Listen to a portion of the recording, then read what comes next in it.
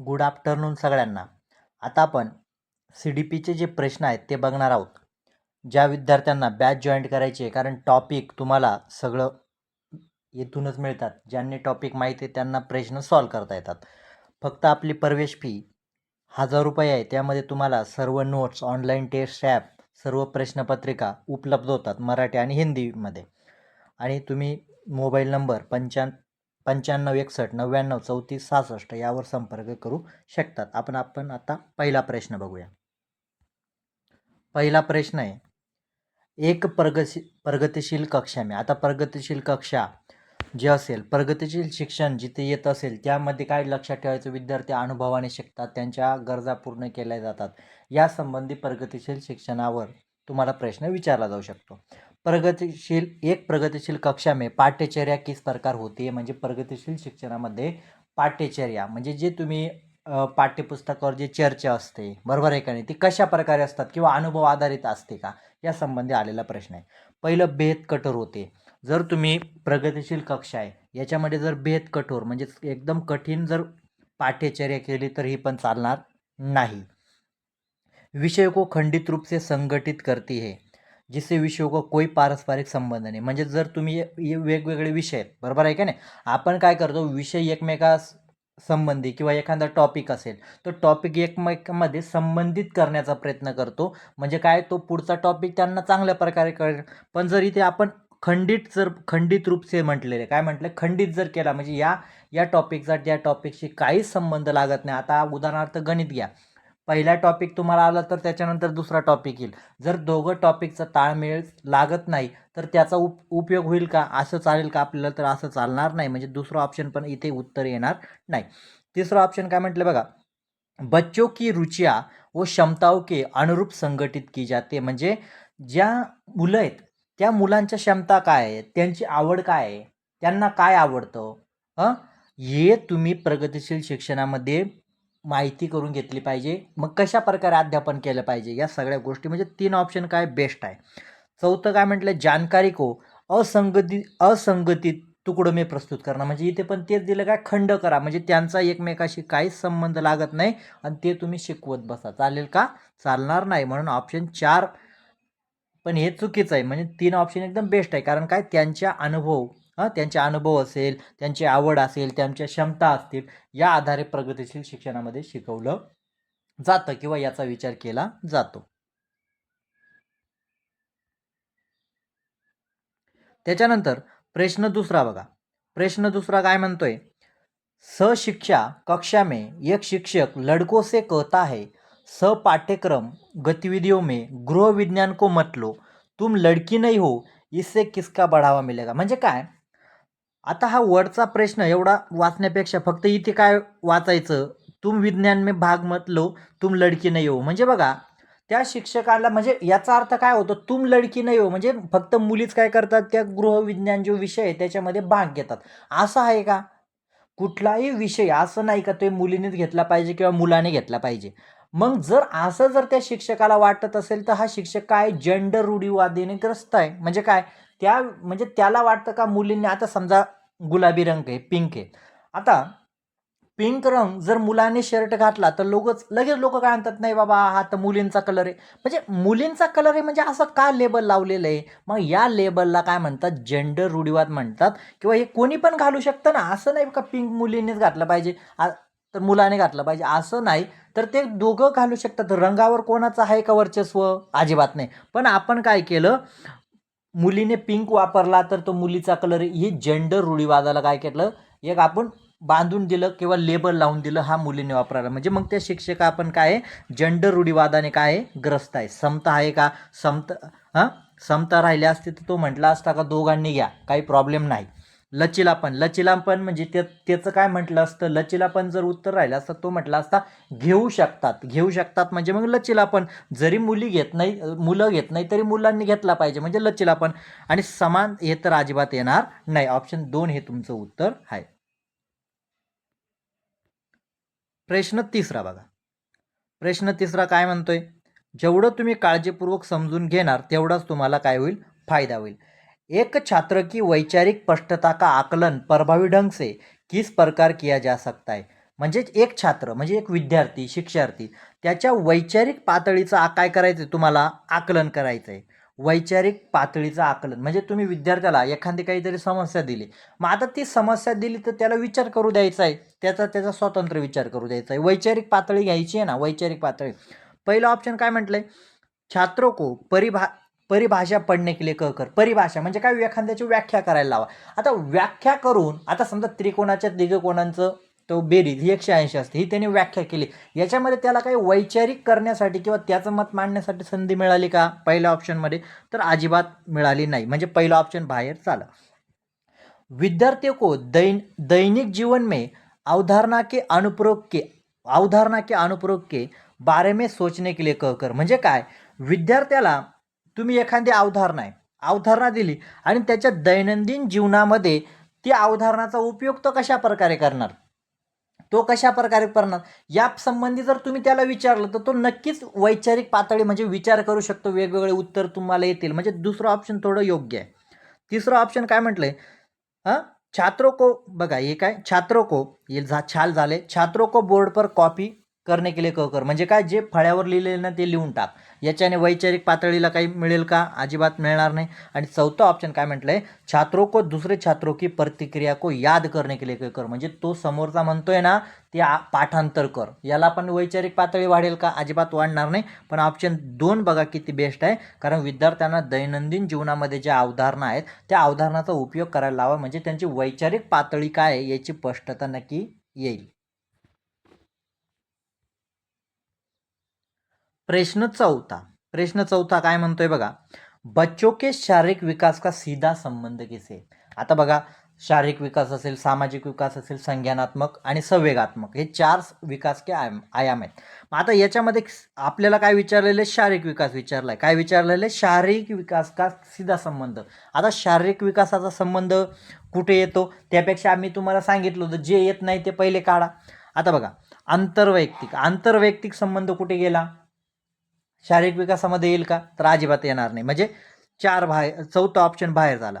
आता ज्या ऑप्शनमध्ये 4 आहे ते बाहेर काढा. हे बघा, इथे बाहेर काढलं, इथे बाहेर काढलं, अजून 2 ऑप्शन उरले. त्याच्यानंतर संवेदी प्रकारे म्हणजे कुठे येईल, संज्ञानात्मक आपल्या संवेगात्मक विकासामध्ये येईल. हे पण इथे येईल का? म्हणजे 2 ऑप्शन पण येणार नाही आणि 4 ऑप्शन पण जे आहे यामध्ये राहील ते उत्तर येणार नाही. म्हणजे आता बघा, 2 इथे आलेले म्हणून हे बाहेर झालं. म्हणजे उरलं काय, 1 आणि 3. म्हणजे काय, वृद्धी म्हणजे काय, वाढ कुठे येते, शारीरिक विकासामध्ये. आणि सूक्ष्म आणि सकल मोटर स्किल म्हणजे काय, सूक्ष्म गामा कौशल्य आणि स्थूल गामा कौशल्य हे कुठे येतात, शारीरिक विकासामध्ये येतात. म्हणजे हे दोघंच येतात, पहिलं आणि तिसरं. म्हणून आपलं उत्तर काय असेल, पहिलं आणि तिसरं जे ऑप्शनमध्ये ते तुमचं उत्तर आहे. म्हणजे इथे समजून घेण्यावर जास्त भर आहे. काय, समजून घेण्यावर जास्त भर आहे. शिक्षकों को स्वीकारना चाहिए कि सामाजिकरण की प्राथमिक संस्था आहे जिसकी प्राथमिक बचपन में भूमिका आहे. बघा, आता प्राथमिक संस्था आणि दुय्यम प्राथमिकरण हे पण तुम्हाला माहीत पाहिजे. आपलं सामाजिकरण जे होतं ना, सामाजिकरण म्हणजे कोणतं सामाजिकरण पहिले होतं, मग सामाजिकरणाचे भाग कोणते आहेत, कोणत्या भागामध्ये काय येतं हे आपल्याला माहीत असेल, तुम्ही चांगल्या प्रकारे उत्तर देऊ शकतात. आता बघा, मी तुम्हाला थोडक्यात सांगतो. मीडिया, स्कूल आणि पडोस म्हणजे याला काय म्हटलं जातं, द्वितीय सामाजिकरण म्हटलं जातं. या तिघांना काय म्हटलं जातं, द्वितीय सामाजिकरण म्हटलं जातं. पण परिवार काय आहे, प्राथमिक सामाजिकरणामध्ये येतो, कारण सगळ्यात पहिले मूल कुठे असतं, परिवारामध्ये. मग जे काही त्याला सामाजिक प्राणी बनवलं जातं, सगळ्यात मोठा वाटा, पहिला वाटा कोणाचा असतो, पहिला तर परिवाराचा असतो. मग ते मूल मोठं झाल्यानंतर ज्या वेळा ते शाळेत जायला लागतं, समाजात जायला लागतं, मित्रांमध्ये जायला लागतं, त्यावेळेला ते द्वितीय सामाजिकरण होत असतं. म्हणजे सामाजिकरण काय आहे, प्राथमिक परिवार हे काय, प्राथमिक सामाजिकरणाचं उदाहरण आहे. प्रश्न आलेला आहे 6वा, जीन पियाजे. खूप महत्त्वाचा सिद्धांत यांनी दिलेला आहे, संज्ञानात्मक विकासाचा सिद्धांत.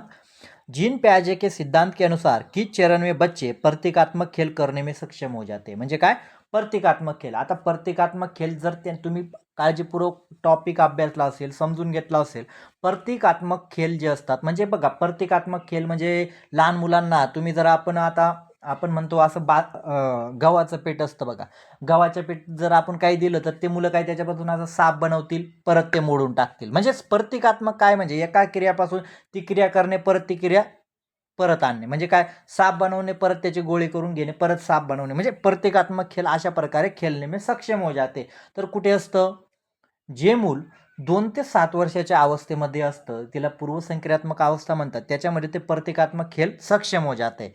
परंतु उनकी सोच मूर्त वस्तू तक सीमित राहते, म्हणजे काय, त्यांचे विचार मूर्तपर्यंत सीमित आहे. आता मूर्तपर्यंत सीमित आहे म्हणजे काय, ते काय पूर्वसंक्रियात्मक मध्ये आता नाही येत ना, कारण मूर्त तक सीमित आहे म्हणजे ते मूर्त संक्रियात्मक अवस्थेमध्ये गेलेले आहेत. मग त्यांची सोच सीमित आहे बजाय अमूर्ता की, म्हणजे अजून पण ते काय अमूर्त विचार करू शकत नाही, फक्त मूर्त गोष्टी त्यांच्या डोळ्यासमोर आहे तेच विचार करू शकतात. म्हणजे याचं उत्तर काय, मूर्त संक्रियात्मक अवस्था, कारण त्यांची सोच काय मूर्तपर्यंत सीमित आहे, त्याच्या पुढे ते गेलेले नाही.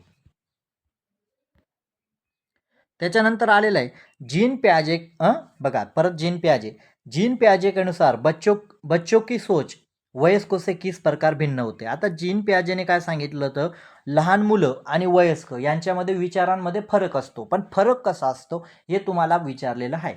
पहिला ऑप्शन काय म्हटलं, हे वयस्कों से अलग होते, असं कधी जीन प्याजे म्हटलं नव्हता का त्यांचे विचार अलग असतात. जे आता जे निगेटिव्ह ते काढून बच्चों की सोच बड़ों से कम होते, हे पण कधी म्हटलेलं नाही. बच्चों की सोच वयस्कों से मात्रात्मक रूप से भिन्न होते, अजिबात नाही. पण ऑप्शन 2 बघा काय म्हटलंय, बच्चों की सोच वयस्कों से गुणात्मक रूप से भिन्न होते. गुणात्मक रूप से भिन्न होते म्हणजे बघा, लहान मुलं असतं, लहान मूल त्याला म्हणजे आता लहान मुलं कसे विचार करतात, त्यांना खेळणे पाहिजे, मला खाऊ पाहिजे, खेळायला साहित्य पाहिजे, या संबंधी विचार करेल, बरोबर आहे का नाही. आणि मोठी माणसं संसार संबंधी, घरदारासंबंधी वेगवेगळे विचार, म्हणजे काय, दोघांचे विचार काय आहेत, सारखेत, दोघांचे विचार सारखेत, पण त्यांचं गुणात्मक रूप काय आहे, भिन्न आहे. गुणात्मक म्हणजे लहान मुलांना खेळण्यासंबंधी विचार करतील, त्यांना खाऊ संबंधी, मला खेळायला जायचं, मला गावाला जायचं, मला फिरायला जायचं, असा विचार.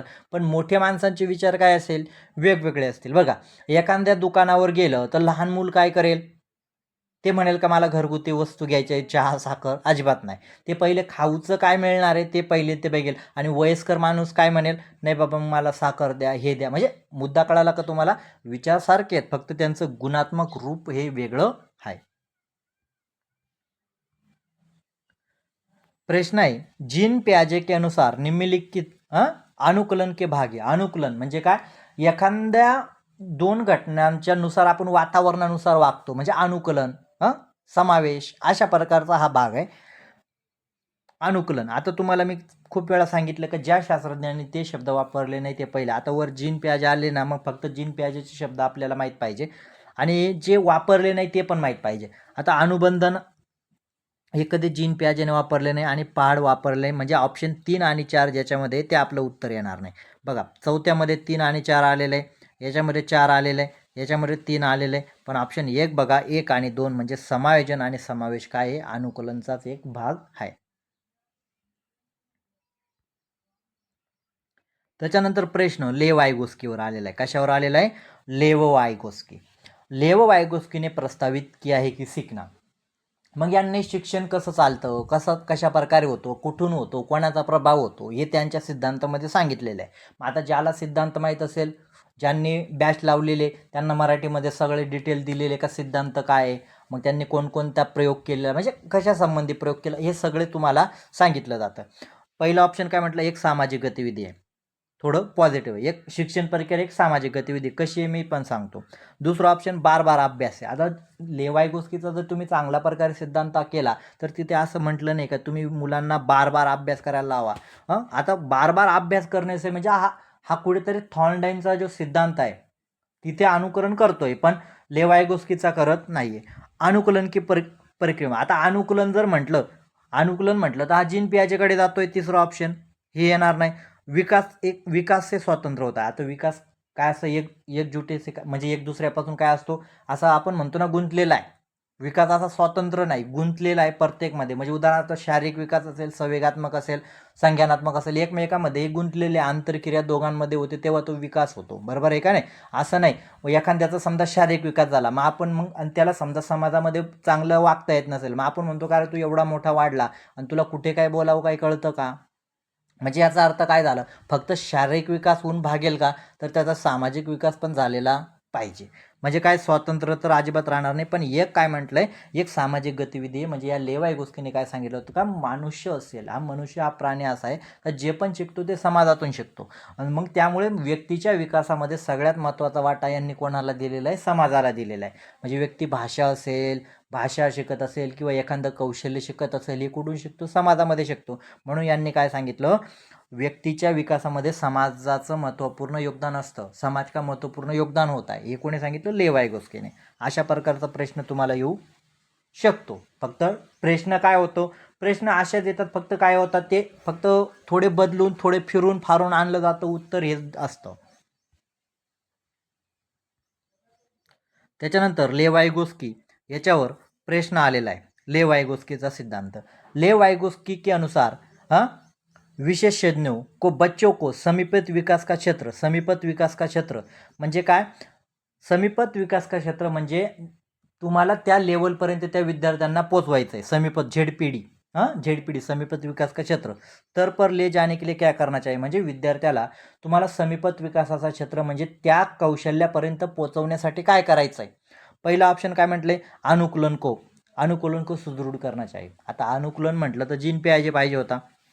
सजा देणी चाहिए म्हणजे शिक्षा द्यायची का त्यांना, तर अजिबात चालणार नाही. सकारात्मक पुनर्बल हा हे पण चांगलं आहे, म्हणजे त्यांना शाबासकी द्या, प्रोत्साहन द्या. पण हे कोणानुसार चांगलं आहे, BF स्किनरनुसार चांगलं आहे, हे पण येणार नाही.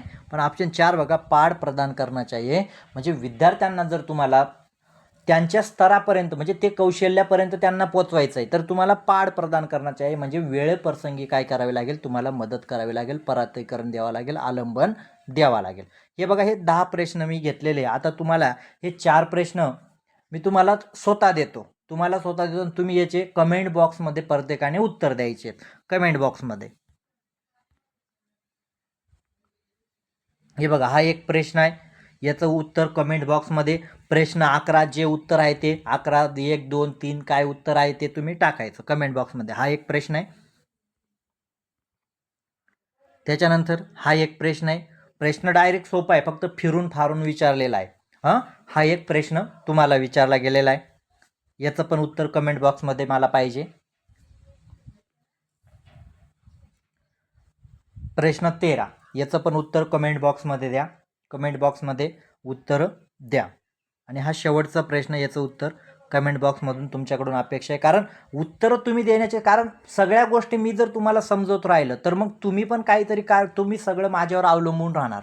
तुम्हाला पण 4 प्रश्न, आता समजा मी 4 दिले, तुमचे 4 परफेक्ट आले तर समजून घ्यायचं का आपली जी दिशा आहे ती योग्य चालू आहे. आणि जर आपल्या इथेच 4 पैकी 2 चुका होत असेल तर मग आपण समजून जायचं का नाही, आपलं काहीतरी चुकतंय. आणि सगळ्यात महत्त्वाचं, कमेंट बॉक्समध्ये उत्तर देताना समोरच्याने दिलंय म्हणून मी ते देतोय असं करू नका. तुमच्या मनाला पटेल ना ते उत्तर द्या, आपण त्याच्यावर स्पष्टीकरण घेऊया. चुकलं असेल तर चुकू द्या, आज चुका होईल, उद्या चुका होणार नाही. आणि ज्या विद्यार्थ्यांना बॅच जॉईन करायचे, बॅच जॉईन करण्यासाठी तुम्हाला पहिले पण दिलं जातं टॉपिक, तिथे पण माहिती झालं, इथे पण तुम्हाला माहिती दिली जाते. बॅच जॉईन करा, कारण हे सगळ्या अडचणी कशा आहेत, तुम्हाला टॉपिक माहीत नाही म्हणून एवढ्या अडचणी तुम्हाला निर्माण झालेल्या आहेत. प्रत्येकाने बॅच जॉईन करा, तुम्हाला प्रत्येक विश्लेषण, प्रत्येक बारीक प्रश्नांचं विश्लेषण मिळेल. विश्लेषणाशिवाय तुम्ही काहीच करू शकत नाही. बारीक प्रश्न समजून घ्यायचे असेल तर त्यासाठी बॅच महत्त्वाची असते. त्यामुळे प्रत्येकाने बॅच जॉईन करा आणि जास्तीत जास्त विद्यार्थ्यांपर्यंत काय करा, हा व्हिडिओ नक्कीच पोचवा. आणि व्हिडिओ लाईक करा, व्हिडिओ सगळ्यांनी लाईक करा. खूप विद्यार्थ्यांना सांगावं लागतं व्हिडिओ लाईक करा असं.